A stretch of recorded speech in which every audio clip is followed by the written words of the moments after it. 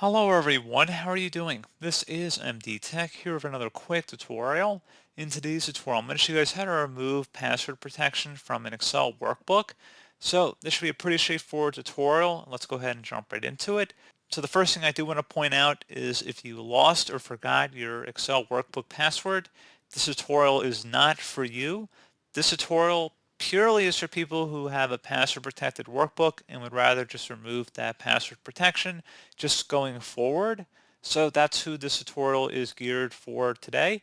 And with that said, let's go ahead and jump into it and start by opening up the File tab at the top left corner of the Excel window.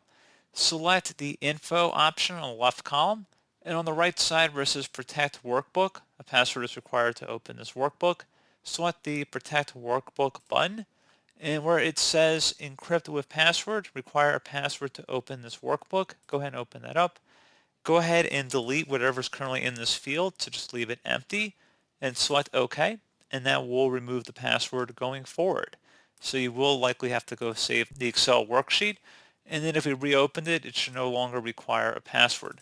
So pretty straightforward process, guys. I do hope I was able to help you out, and I do look forward to catching you all in the next tutorial. Goodbye.